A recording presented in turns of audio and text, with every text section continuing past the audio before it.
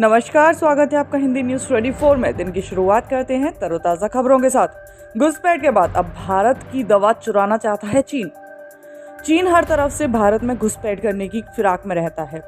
सिर्फ तवांग ही नहीं, अपने मित्रों मदद लेता है चीन। पहले खुद ने तवांग में ड्रोन उठाया, फिर अपने परम मित्र पाकिस्तान से भी हरकत करवाई और महाबुद्धिमान पाकिस्तान ये हरकत करके अपने मुंह की खा बैठा।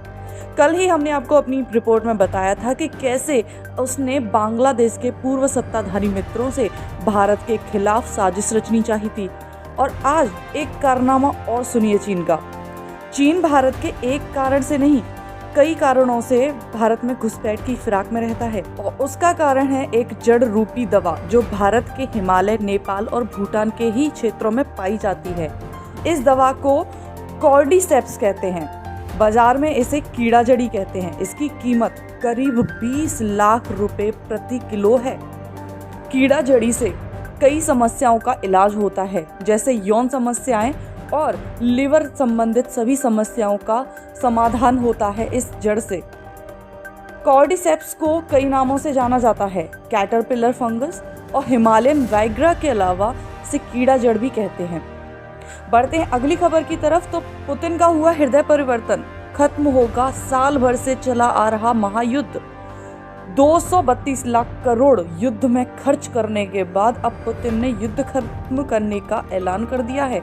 ये बयान बहुत बड़ा है क्योंकि वही व्लादिमीर पुतिन जो किसी के आगे नहीं झुकते, अचानक हृदय परिवर्तन जैसी बात कह डाली है पुतिन ने। यूक्रेन एक छोटा और कम शक्तिशाली देश है, पर हौसले हमेशा बुलंद रखे। एड़ी से चोटी तक का जोर लगाया पर जेलेंस्की ने सिर नहीं झुकाया। पुतिन ने प्रेस कॉन्फ्रेंस में कहा वह युद्ध खत्म करने के पक्ष में है और यूक्रेन से बातचीत करेंगे, लेकिन जेलेंस्की इस मामले में कोई बातचीत नहीं करना चाहते। जेलेंस्की का कहना, जब तक यूक्रेन के हर हिस्से से रूस अपनी सेना वापस नहीं बुला लेता तब तक इस मुद्दे पर कोई बातचीत नहीं होगी। बढ़ते हैं अगली खबर की तरफ। तो देश भर के अस्पतालों में मॉक ड्रिल, BF.7 से लड़ाई में सावधानी सबसे बड़ा हथियार। वायरस के हर वार का होगा पलटवार।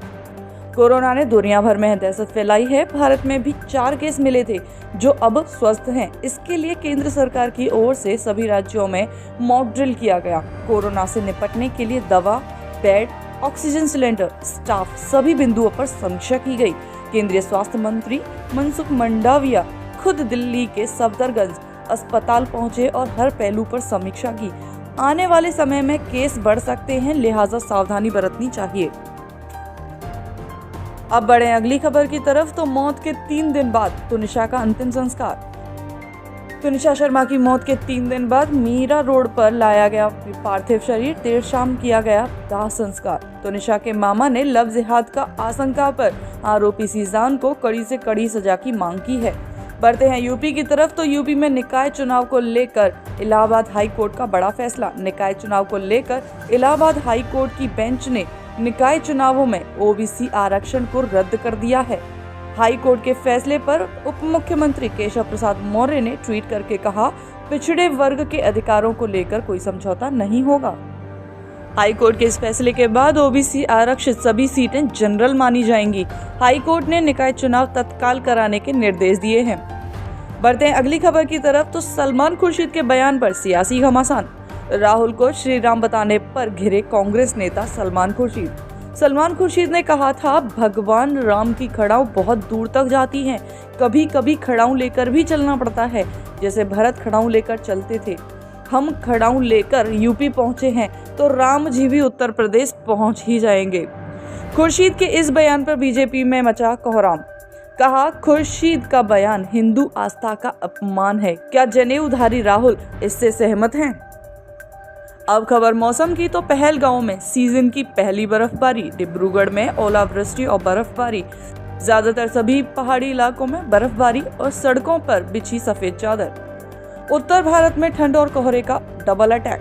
दिल्ली एनसीआर में ठंड बढ़ने से पारा लुढ़का। यूपी में 48 घंटों तक छाया रहेगा घना कोहरा, अलर्ट जारी।